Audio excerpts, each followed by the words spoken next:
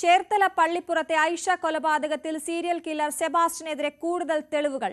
ഐഷയും സെബാസ്റ്റ്യനുമായുള്ള ബന്ധത്തെക്കുറിച്ചും സാമ്പത്തിക ഇടപാടുകളെക്കുറിച്ചും 5 സ്ത്രീകൾ ഇതിനോടകം മൊഴി നൽകി. ഐഷയുടെ അയൽവാസിയായ സ്ത്രീയും സെബാസ്റ്റ്യന്റെ മുൻ പെൺസുഹൃത്തായ റോസമ്മയും ന്യൂസ് 18 നടത്തിയ വെളിപ്പെടുത്തലാണ് ഐഷ തിരോധാന കേസിൽ പുനരന്വേഷണത്തിലേക്ക് നയിച്ചത്. News 18 impact.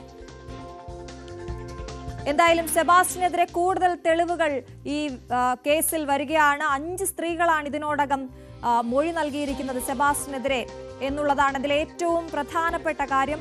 നമുക്കറിയാം, റോസമ്മ സെബാസ്റ്റ്യന്റെ പെൺസുഹൃത്ത് ന്യൂസ് 18 വലിയ വെളിപ്പെടുത്തൽ നടത്തിയിരുന്നു. ഇതിന് പിന്നാലെയാണ് പുനരന്വേഷണം ഉണ്ടായത്. ഇപ്പോൾ ശരണ്യ സ്നേഹജൻ ചേരുന്നു ആലപ്പുഴയിൽ നിന്നും വിശദവിവരങ്ങളുമായി. Saranya, good morning. ഇപ്പോൾ നമ്മൾ നടത്തിയ അന്വേഷണം അതിലേക്ക് തന്നെ കാര്യങ്ങൾ ആ രീതിയിൽ തന്നെ കാര്യങ്ങൾ എത്തുന്നു എന്നുള്ളതാണ്. 5 സ്ത്രീകൾ ഇതിനോടകം സെബാസ്റ്റ്യനെതിരെ മൊഴി നൽകിയിരിക്കുന്നു എന്ന വിവരമാണ് അറിയുന്നത്. ഒപ്പം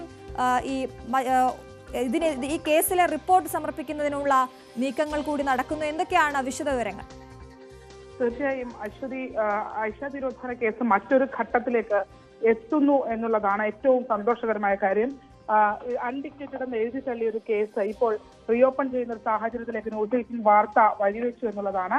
അതിനുശേഷം അതിൽ മറ്റൊരു നിർണായകമായ ഘട്ടത്തിലേക്ക് കടന്നിരിക്കുന്നു എന്നുള്ളതാണ്. ഈ കേസിനകത്ത് സെബാസ്റ്റ്യനെ കൂടി പ്രതി ചേർത്തുകൊണ്ട് അന്വേഷണ സംഘം ഇപ്പോൾ റിപ്പോർട്ട് നൽകാനായി തീരുമാനിച്ചിട്ടുണ്ട്. ഉടൻ തന്നെ കോടതിയിൽ ആ റിപ്പോർട്ട് അടുത്ത ദിവസം തന്നെ നൽകും എന്നുള്ളതാണ് നമുക്ക് അറിയാൻ കഴിഞ്ഞിട്ടുള്ളത്. അതിൽ തന്നെ വളരെ പ്രധാനപ്പെട്ട ഒരു കാര്യമെന്ന് പറയുന്നത്, പല സ്ത്രീകൾ ഈ കേസുമായി ബന്ധപ്പെട്ട്, അതായത് മറ്റ് കേസുകളിലൊക്കെ ഡയറക്റ്റ് സെബാസ്റ്റ്യനുമായി ബന്ധപ്പെട്ട് മൊഴി നൽകുന്നതിന് ആളുകൾ, കാരണം കാലപ്പഴക്കം അടക്കമുള്ള കാര്യങ്ങൾ, സാക്ഷിമൊഴി പ്രശ്നങ്ങളൊക്കെ ഉണ്ടായിരുന്നെങ്കിൽ കുറെ കൂടി ക്ലാരിറ്റിയിൽ ഈ കേസ് എത്തുന്നു എന്നുള്ളതാണ്. ഐഷ തിരോധാന കേസ് ഇപ്പോൾ മറ്റൊരു തലത്തിലേക്ക് നീങ്ങുന്നു. സെബാസ്റ്റ്യന്റെ കുരുക്ക് മുറുകുന്നു എന്നുള്ളതാണ് വളരെ പ്രധാനപ്പെട്ട കാര്യം. അതിൽ തന്നെ സെബാസ്റ്റ്യനുമായി ബന്ധപ്പെട്ട് ഉള്ള 5 സ്ത്രീകൾ, അതായത് നമ്മൾ കഴിഞ്ഞ ദിവസം പുറത്തുവിട്ട സാക്ഷിമൊഴി ഉൾപ്പെടെയുള്ള സാക്ഷിമൊഴി നൽകിയ ദൃക്സാക്ഷിയായ സെബാസ്റ്റ്യന് ഐഷയെ മർദ്ദിക്കുന്നതിന് ദൃക്സാക്ഷിയായ സ്ത്രീകൾ ഉൾപ്പെടെയുള്ളവരുടെ മൊഴികൾ നൽകാനായി പോലീസ് ശേഖരിച്ചു കഴിഞ്ഞിരിക്കുന്നു. ഉടൻ തന്നെ കുറ്റപത്രം നൽകും എന്നുള്ളതാണ് അവർ വ്യക്തമാക്കിയിരിക്കുന്നത്. എന്തായാലും ഏറ്റവും പ്രധാനമായ ഒരു ഘട്ടത്തിലേക്ക് ഈ കേസ് നീങ്ങുന്നു എന്ന് തന്നെ നമുക്ക് പറയാൻ കഴിയും. ആ ഒരു ഘട്ടത്തിലാണ് ഇത് ഇപ്പോൾ എത്തി നിൽക്കുകയും ചെയ്യുന്നത്.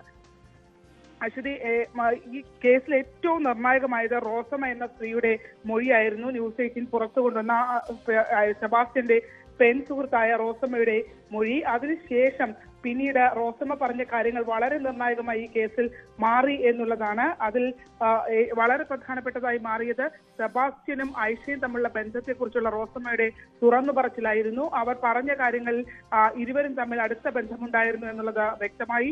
പോലീസ് അടക്കം ആ കേസുമായി ബന്ധപ്പെട്ട് പോലീസ് പോലും ഈ കേസിൽ സെബാസ്റ്റ്യന് ബന്ധമുണ്ടോ എന്ന് സ്ഥിരീകരിക്കാൻ കഴിയാത്തൊരു സാഹചര്യം ഉണ്ടായിരുന്നു. അതോടൊപ്പം തന്നെയാണ് സെബാസ്റ്റ്യനുമായി ബന്ധപ്പെട്ട് ഐഷയുടെ കുടുംബവും സെബാസ്റ്റ്യനിൽ ഇതിൽ നേരിട്ട് പങ്കാളിത്തമില്ല എന്നുള്ളൊരു നിഗമനത്തിൽ അവരും നിന്നിരുന്നു. എന്നാൽ റോസമ്മ ഇത്തരത്തിൽ പല കാര്യങ്ങളും തുറന്നു പറഞ്ഞതോടുകൂടി ഈ കേസ് മറ്റൊരു തലത്തിലേക്ക് നീങ്ങുകയായിരുന്നു. സ്പെഷ്യൽ ബ്രാഞ്ചും ക്രൈംബ്രാഞ്ചും അടക്കം റോസമ്മയുടെ മൊഴി രേഖപ്പെടുത്തുകയും ചെയ്തു. എന്നാൽ അതിനുശേഷം പിന്നീട് ഈ കേസിനകത്ത് വളരെ നിർണായകമായ നീക്കങ്ങൾ പലതും ഉണ്ടായി. കേസ് റീഓപ്പൺ ചെയ്തു എന്നുള്ളതായിരുന്നു ഏറ്റവും സന്തോഷകരമായ കാര്യം. അതിൽ തന്നെ ഇതിൽ ഏറ്റവും പ്രധാനപ്പെട്ട കാര്യമെന്ന് പറയുന്നത്, ഈ പുതുതായി പുറത്തേക്ക് വന്ന ഐഷയുടെ സുഹൃത്തായ സ്ത്രീയുടെ മൊഴിയാണ്. അവർ നൽകിയ ആ മൊഴിയുടെ അടിസ്ഥാനത്തിലാണ് ഇപ്പോൾ വളരെ പ്രധാനപ്പെട്ട നീക്കത്തിലേക്ക്.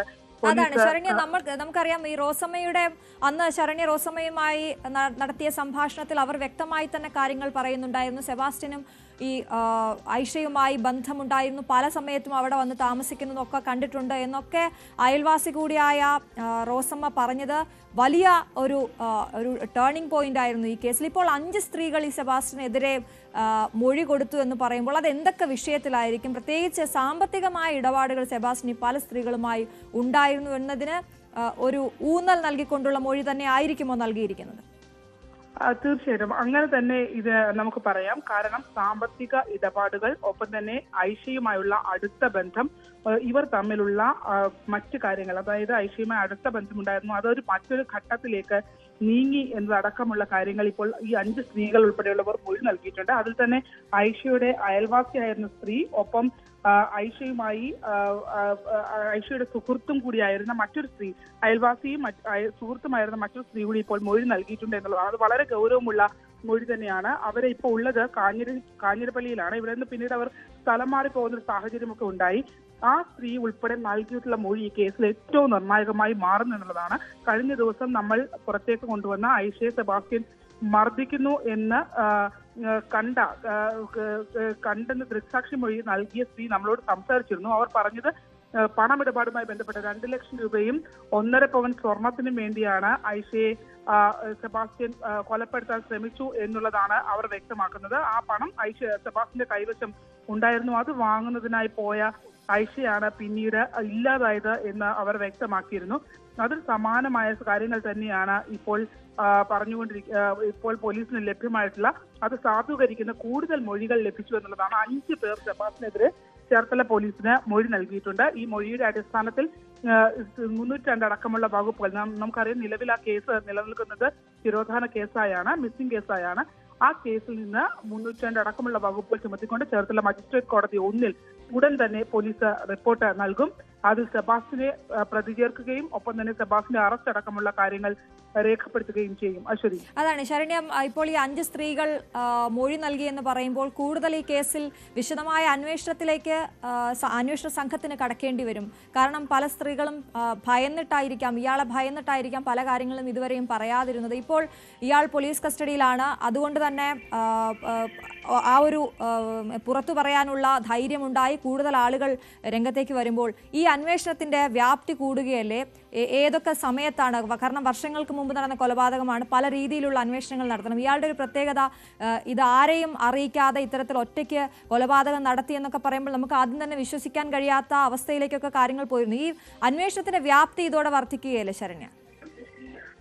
തീർച്ചയായിട്ടും ആ അന്വേഷണത്തിന്റെ ഒരു വ്യാപ്തി വർദ്ധിക്കുന്നു എന്നുള്ളതാണ്. അതിൽ തന്നെ മറ്റ് കേസുകളിൽ നിന്ന് വ്യത്യസ്തമായി, അതായത് മറ്റ് പല കേസുകളും റിപ്പോർട്ട് ചെയ്ത ഘട്ടത്തിൽ അല്ലെങ്കിൽ അത് പുറത്തേക്ക് വന്ന ഘട്ടത്തിൽ കാലപ്പഴക്കം ഒരു വലിയ ഗുണമായി സെബാസ്റ്റിന് ചെയ്തിരുന്നു എന്നുള്ളതാണ്. അതിൽ തന്നെ അത്തരത്തിലുള്ള പഴക്കമടക്കമുള്ള കാര്യങ്ങൾ സെബാസ്റ്റിന് ഗുണം ചെയ്തപ്പോൾ പോലും ഈ കൃത്യമായ തെളിവുകളിലേക്ക് പോകാൻ കഴിയാത്തൊരവസ്ഥ ഉണ്ടായിരുന്നു. അതിൽ സാക്ഷിമൊഴികളോ ദൃക്സാക്ഷിമൊഴികളോ അത്തരത്തിലുള്ള കാര്യങ്ങളൊന്നും തന്നെ ഇല്ലായിരുന്നു എന്നുള്ളതാണ് വ്യക്തമാക്കിയത്. എന്നാൽ അവിടെ നിന്നും ഈ കേസ്, ഐഷ കേസ് മറ്റൊരു തലത്തിലേക്ക് നീങ്ങുന്നു എന്നുള്ളതാണ്. അതായത് അവർക്ക് കുറച്ചുകൂടി ഒരു സാധ്യതയുള്ള രീതിയിലേക്ക് ഈ കേസ് എത്തിയിരിക്കുന്നു. കാരണം ഇത്തരത്തിൽ റോസമ്മയുമായി ബന്ധപ്പെട്ട് ഉണ്ടായിട്ടുള്ള കാര്യങ്ങളിൽ നിന്ന് തുടങ്ങിയ അന്വേഷണം, റോസമ്മ പറഞ്ഞ വഴികളിലൂടെ തുടങ്ങിയ അന്വേഷണം അവരുടെ സഹോദരന്മാർ ഉൾപ്പെടെയുള്ള പലരെയും അയൽവാസികൾ ഉൾപ്പെടെയുള്ള പലരും അക്കാര്യം സ്ഥിരീകരിച്ചിരുന്നു. അതായത് സെബാസ്റ്റിനും ഐഷയും തമ്മിൽ അടുത്ത ബന്ധം ഉണ്ട് എന്നുള്ളത് സ്ഥിരീകരിച്ചിരുന്നു.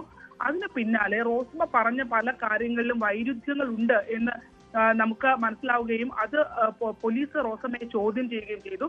അതായത് സെബാസ്റ്റിനുമായി അടുത്ത ബന്ധമുണ്ടെന്ന് പറയുന്നു, ഐഷയുമായും അടുത്ത ബന്ധമുണ്ടെന്ന് പറയുന്നു. പക്ഷെ ഇടയ്ക്ക് ഇവർക്കിടയിൽ മറ്റു ചില തർക്കങ്ങൾ ഉണ്ടായിട്ടുണ്ട് എന്നുള്ളതാണ്. അതിൽ ഐഷയെ സെബാസ്റ്റിന് പരിചയപ്പെടുത്തി കൊടുക്കുന്ന റോസമ്മയാണ്. റോസമ്മ അത്തരത്തിൽ പരിചയപ്പെടുത്തി കൊടുത്തു കഴിഞ്ഞിട്ട് പിന്നീട് ഐഷയും സെബാസ്റ്റിനും തമ്മിൽ അടുപ്പമാകുന്നു. അത് റോസമ്മയെ വലിയ തോതിൽ അസ്വസ്ഥതപ്പെടുത്തിയിട്ടുണ്ട് എന്നുള്ളതാണ് നമുക്ക് അറിയാൻ കഴിഞ്ഞിട്ടുള്ളത്. ശരി ശരണി, എന്തായാലും വളരെ നിർണായകമായ അന്വേഷണത്തിലേക്ക് കാര്യങ്ങൾ നീങ്ങുകയാണ്. അന്വേഷണ റിപ്പോർട്ട് ഉടൻ സമർപ്പിക്കും കോടതിയിൽ എന്നാണ് നമുക്ക് മനസ്സിലാകുന്നത്. ശരണ്യ സ്നേഹജനാണ് വിവരങ്ങൾ നൽകിയ. ആ വാർത്തയുമായി ബന്ധപ്പെട്ട് ഏറ്റവും പ്രധാനപ്പെട്ട കാര്യം 5 സ്ത്രീകൾ ഈ സെബാസ്റ്റിനെതിരെ മൊഴി നൽകിയിരിക്കുന്നു എന്നുള്ളതാണ്.